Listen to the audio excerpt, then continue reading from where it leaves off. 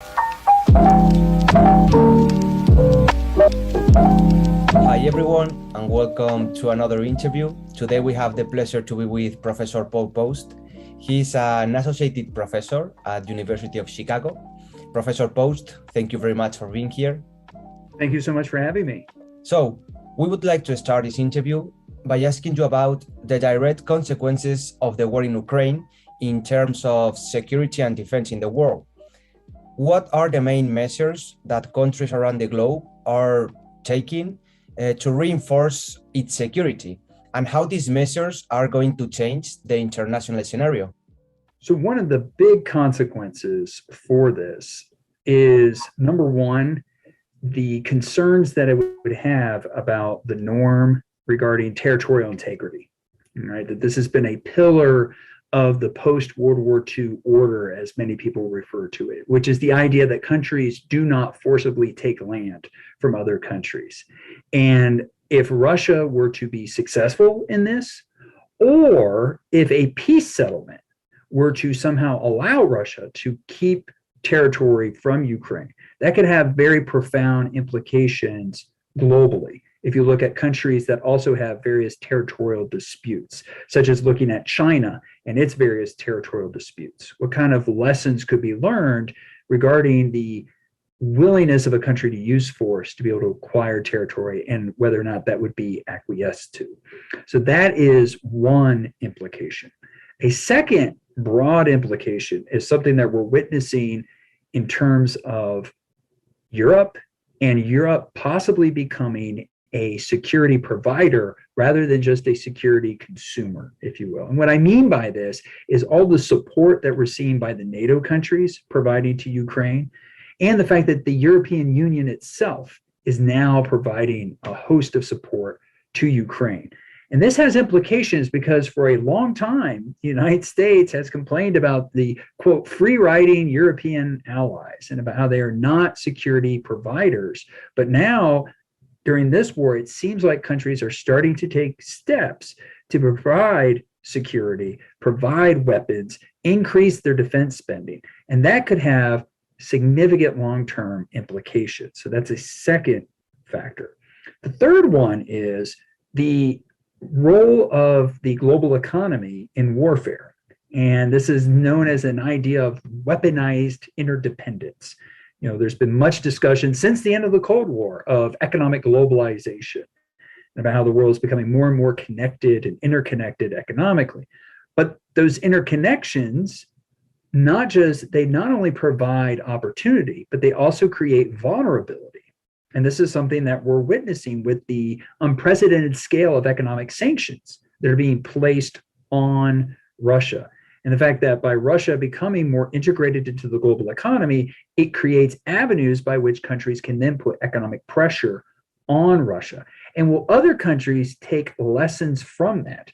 Namely, again, China. Could China view this and say, if we have certain national and security aspirations going forward, do we want to put ourselves in the same vulnerable position as Russia in terms of the global economy?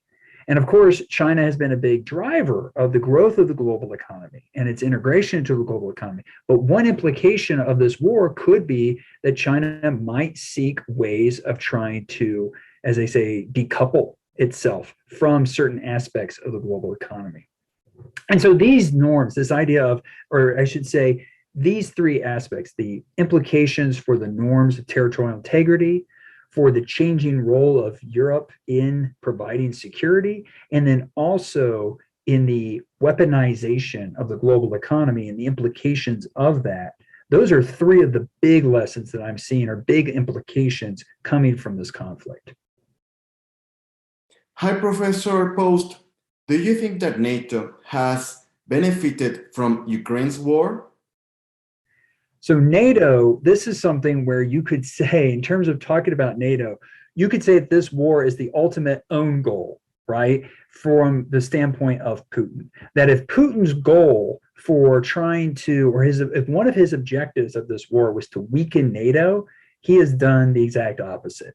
And this goes back to that idea of Europe being now a security provider, We're seeing these NATO countries starting to step up their military spending, or at least their commitments to military spending. We're starting to see them actually be willing to provide armaments to Ukraine. But the other way, of course, is we're seeing where the NATO allies are more unified in their position vis-a-vis Russia. And of course, most notably, Finland and Sweden possibly joining NATO. And this is a huge implications for NATO. Now, it has implications that could cut both ways. It has implications, of course, you could view it as strengthening the alliance. These are two countries that for a long time have cooperated with NATO, but have made it a point to not be integrated with NATO. Well, of course, now they're changing their tune and very likely going to become NATO members. But at the same time, this does create some challenges because now you have to defend them if you're a NATO ally. They fall under Article 5. And of course, Finland shares a very long border with Russia. And there becomes concerns about, does Finland now enter the same category as the Baltic states in terms of being vulnerable to a limited, maybe not at the same scale of what Russia has done in Ukraine, but a limited territorial incursion, something we call a fait accompli, where they could move in quickly to try to take territory. And if so, does that put NATO in an awkward position where they have to decide, are we going to respond to that? How are we going to respond to that? Or now do the NATO countries have to dedicate a lot more resources to, say, forward deploy troops in Finland in order to prevent such a thing from happening? So NATO, this has absolutely strengthened NATO. And that is very clear. I mean, you think about just a few years ago where you had President Macron of France calling NATO brain dead. And of course, that's not the case now. But it also creates these new challenges, especially with the new members that could be entering. Much has been said about Putin's mistakes when invading Ukraine. But in your opinion, what have been NATO's mistakes during Russian invasion? That's an intriguing question. What has NATO done that's been a mistake in this war? And there's two ways that one could look at this. One could be, what has NATO failed to do since the war broke out? And the other way to look at it is, what could NATO have done to have even prevented the war from breaking out, right? And those are, I think, are the two questions. In terms of since the war's broken out, in many ways, NATO, as we were just touching on, has done a lot of good things from the standpoint of, if you view good as supporting Ukraine. They have been supplying these weapons, supplying these arms, and doing so at scale. Now, not necessarily doing it at the rate and as quickly as Zelensky would like. President Zelensky of Ukraine, he has even complained about this, saying that the weapons have not come in to the same level and extent that he wants this. He wants the most modern weapons, the most heavy artillery, the fighter jets, for example. There was the whole issue of, like, maybe Poland was going to supply fighter jets to Ukraine, but they weren't going to fly out of Poland. They were going to transfer them to Germany and then have them fly out of Germany, and that ended up getting scuttled. And so that was pretty embarrassing for NATO. So there's definitely been some hiccups there.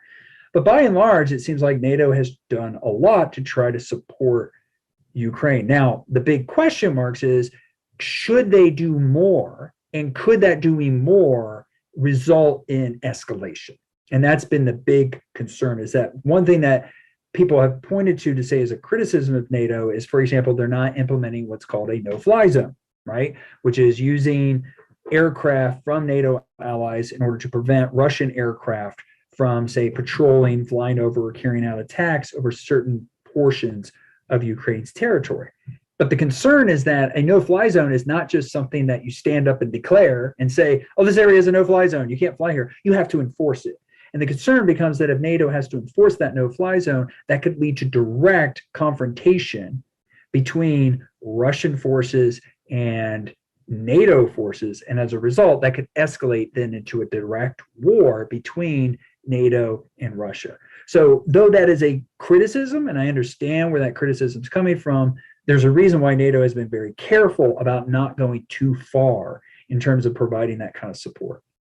Now, the second way in which you could answer that question, as I highlighted before, is you could say, well, what could NATO have done before this even occurred? Could NATO have done more to prevent this conflict? And that is, in many ways, a tough question to answer. The reason why it's a tough question to answer is, of course, Ukraine is not a NATO member, right? So technically speaking, NATO, North Atlantic Treaty Organization members have no obligation towards Ukraine.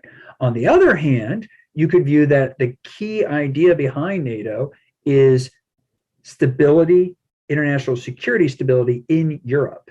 And if supporting Ukraine is part of that, then they may have failed by not doing enough to support Ukraine prior to the conflict. And this has indeed been another criticism that's been leveled by President Zelensky of Ukraine, is that NATO could have provided more ahead of time to have deterred Russia, be sending in these forces ahead of time, perhaps even stationing troops, more troops in Ukraine in order to deter Russia. But again, if Ukraine is not a NATO member, it raises questions about why should NATO be doing that? But then that just takes the question back further, which is, well, why is Ukraine not a NATO member? Maybe they should have been a NATO member. The Baltic states are NATO members, and the Baltic states, of course, are also, like Ukraine, former Soviet republics. So why wasn't Ukraine brought in? And this is, I think, a criticism that has some merit. Now, there are extreme versions of this argument. The extreme version would be one that's put forward by my colleague, John Mearsheimer, who's been very prominent in terms of saying that, to go to the extent of saying that this war is the West's fault, right? And the reason why is because we held out Ukraine. We always kept open the door of Ukraine joining, and that was perceived as a threat by Russia. And so Russia has now lashed out, and it's the West's fault for doing this. But even someone who doesn't take that extreme of an argument, that extreme of a position, you could take, say, someone who takes a less extreme position. And in fact, someone who is a supporter of NATO, that would be one of my colleagues at the Chicago Council of Global Affairs, the president of the council, and that is Ivo Dalder, who is a former ambassador to NATO. He's gone as far as to say, no, it's not NATO's fault. NATO expansion didn't provoke Russia. But even he would go as far as to say, but NATO probably, where they messed up, was not expanding fast enough. And maybe they should have brought Ukraine in. And then, of course, once they're in, Article 5 kicks in. And indeed, Russia appears to be very much deterred by Article 5. So you could make that argument that NATO could have done more to have potentially deterred Russia. Maybe not as extreme as NATO membership. Maybe they could have just provided more weapons and deterrent type weapons to Ukraine. And of course, NATO allies were already involved in Ukraine. It's important to remember this war didn't start in February. It escalated in February, but the war has been going on since 2014 when Russia invaded Crimea and then was supporting separatist groups in the eastern provinces. And that has been an area where the US, as well as other NATO allies, have been providing support. So it wouldn't have been too extreme to say, well, couldn't they have provided more weapons in order to deter an invasion, especially once Russia started amassing forces? So that is an area where I do think there is potential for criticizing NATO, that they could have done more to deter Russia. But at the end of the day, Ukraine was not a NATO member, and the obligations of NATO do stop with Article 5.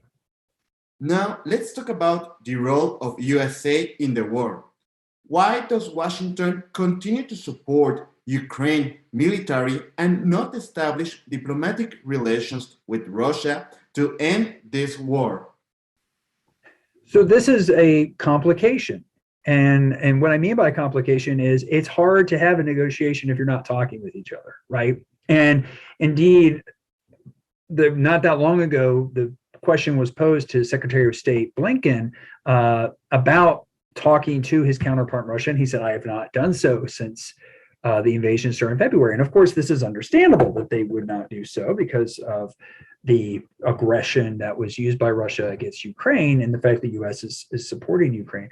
On the other hand, these communication channels are important for trying to reach some sort of settlement, short of war between the two countries, and potentially ending the war that's, of course, happening between Ukraine and Russia. The challenge is, how do you do that in a way that it doesn't look like you're rewarding, if you will, bad behavior? That's one challenge. This is part of the reason why I have pointed out a couple of times now why the UN Security Council is actually so important. Because one thing that we've seen is, despite the fact that Secretary Blinken has not been talking to his counterpart in Russia, the UN ambassadors for Russia and the United States have been talking to each other. Now, they have not necessarily been talking to each other in the most friendly way in public. We don't know what they say to each other in private. And indeed, just this past week, the UN Security Council did actually pass a resolution regarding the war there. Now, it was very watered down and didn't use the term war and did this. But what that points to is that the UN Security Council is at least fulfilling one of its core functions, which is ensuring that there's communication between those major powers.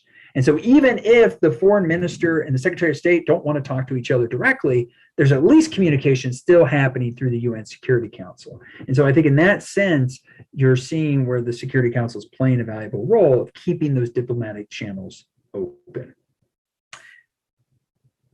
Going to the more fundamental point of why is it that the US is supporting Ukraine and has supported Ukraine? Well, on the one hand, you could say that a big reason they're supporting Ukraine doesn't have so much to do with Ukraine itself, but has to do with those norms that I referred to earlier.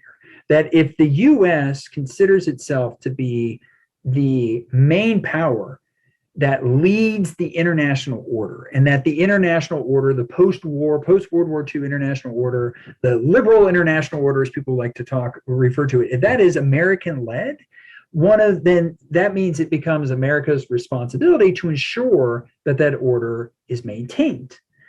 And one of the pillars of that order, as we talked about before, is territorial integrity. And so it would seem then that in that case, the US should take an interest anytime it seems like a country is using force to try to change the territorial distribution between it and its neighbor, right? And so in that sense, and just setting aside anything specific about Ukraine, you would say that in that sense, it's the US interest anytime there's these attempts to forcibly change territory between countries. And indeed, this is a big reason why the US played a leading role in sanctioning Russia following the annexation of Crimea back in 2014.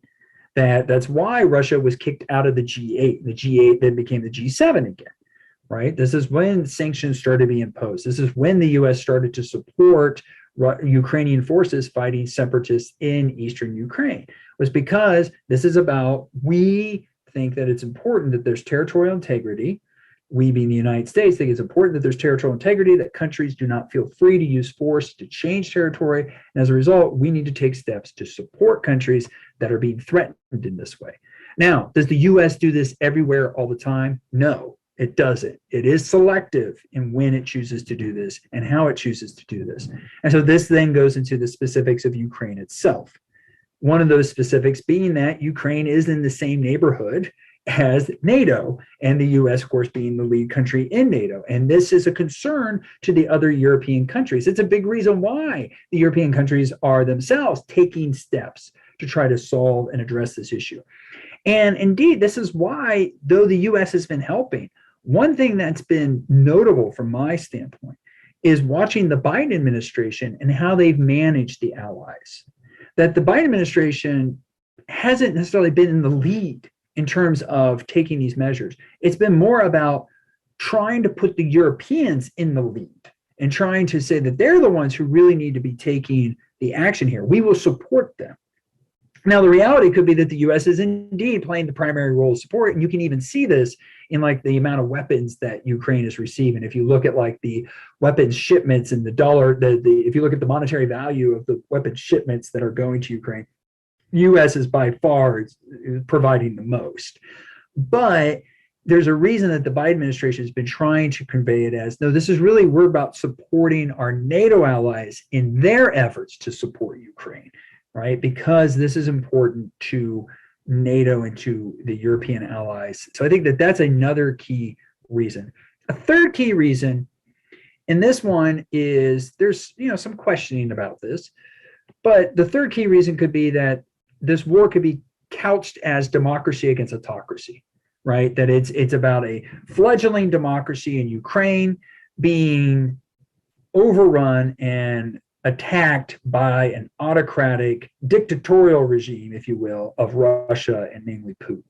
And if you frame it in that way, and if the US views itself as like the leader of the democratic free world, which of course the Biden administration has been very explicit about. That's why just a few months ago, they hosted that Summit of Democracies, if you remember. And they view themselves as like, well, we are the leaders of the democratic world. And so hence, if this war is viewed as a democracy against an autocracy, and not just any autocracy, a big autocracy that has nuclear weapons, that being Russia, then it is up to the United States to take a role in helping that democracy. So I think that that's a third reason why the US would want to take interest in what's happening here. I really want to make this question, and it's about the media relevance that the war in Ukraine is having today. Do you consider that the war in Ukraine is increasingly takes a backseat is its media coverage and public opinion?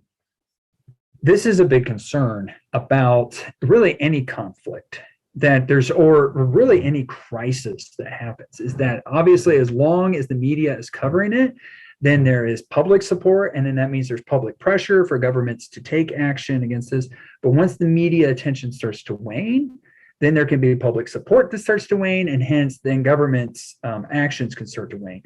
And this is actually points to one of the reasons why I'm concerned, if you will, about the sustainability of the economic sanction regime that's being placed on Russia.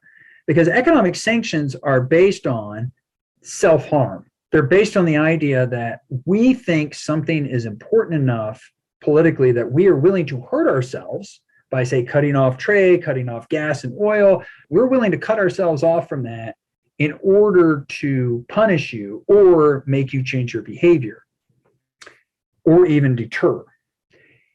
And that is fine. The willingness of a country to incur that kind of pain, economic pain, could be sustainable for 2 weeks, 2 months, 3 months. But what about 8 months? What about a year? What about 2 years? Like, how long are you willing to keep the sanctions on in order to be able to change Russia's behavior? And we already see where a lot of countries have carve-outs for this. And of course, it's not universal at all in terms of who all is participating in these sanctions. I mean, there's very clearly, if you want to look at a global map, you can see very clearly kind of a north-south divide, if you will, between who's participating in these sanctions and who's not participating in these sanctions. And so it's not universal at all, let alone you have key countries such as, if it is a democracy versus autocracy, what about India? India is a key country that they're not really participating in, but yet they're important as a democracy. And then you have countries that are also looking for carve-outs. Maybe they're going to gradually move out of oil and gas. Of course, there's been more movement in that regard, but can they keep this going for the long term?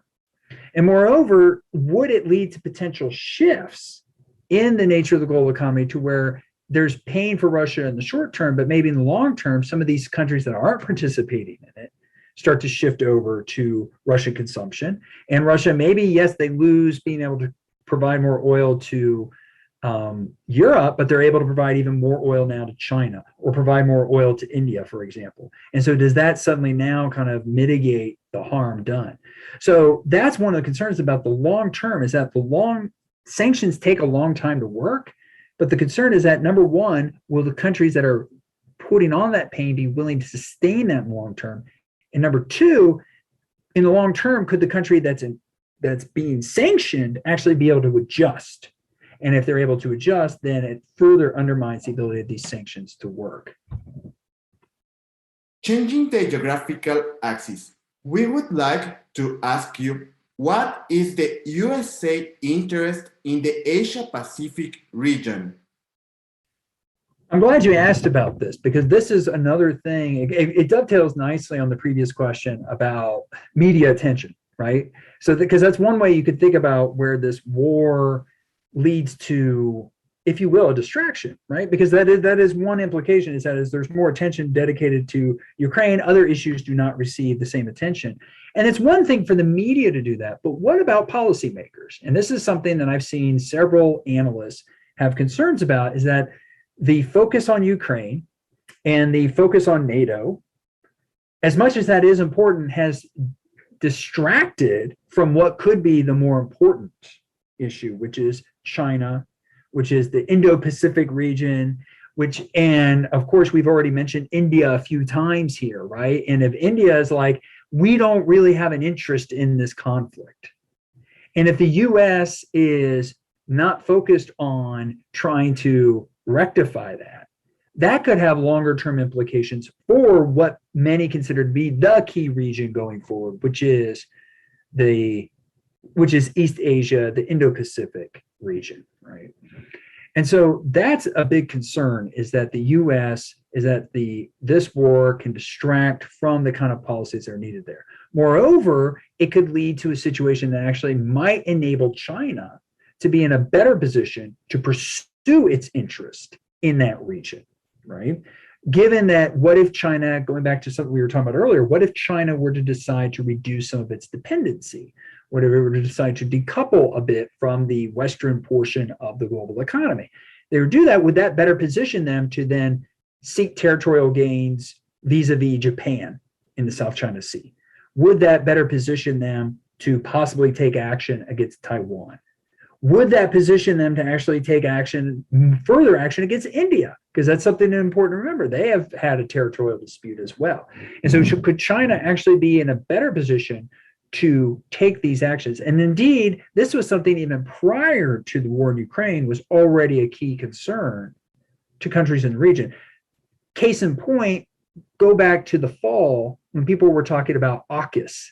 And this was that, of course, agreement between Australia, the UK, the United States of developing nuclear submarines or I should say nuclear powered submarines for Australia, precisely because Australia is concerned about China's growing presence and military assertiveness in that region. And the fact that the United States was willing to sign on to this deal, doing so to the displeasure, if you will, of France, that shows how much the US was willing to put resources into this. And indeed, going back to that Summit of Democracies, when that Summit of Democracies happened, I had some people ask me about it, interview me about it, like, what is this about? What is trying to go on? And my answer was, this is less to do with who's part of it and who's not part of it. And what I meant by that was, who's not part of it? Well, China, right? This is really about creating a coalition balancing against China and Russia. And that really pointed to, at the time, the importance that the Biden administration was placing on kind of this long-term challenge posed by China. The concern is that this war in Ukraine could lead to a distraction of resources, not just in the short term, but even in the long term, right? What if the US decides, okay, Russia is this big enough threat that we actually need to pivot more resources to Europe? Now, on the flip side, if Europe does become more of a security provider, maybe that actually helps the United States in the Pacific region, because if Europe is now taking on more of the burden in Europe, in terms and in specifically deterring Russia in Europe, then that would allow the United States to be able to focus more resources in East Asia and the Indo-Pacific. Now I'm going to ask you the last question. How do you see the international scenario with China and the US as the two hegemonic powers? And what can we expect in the coming years from the relationship of these two countries? A lot of people have used the phrase like a new Cold War, for example, to describe the relationship. Of course, there's been other official phrases, great power competition, strategic competitors, all of this.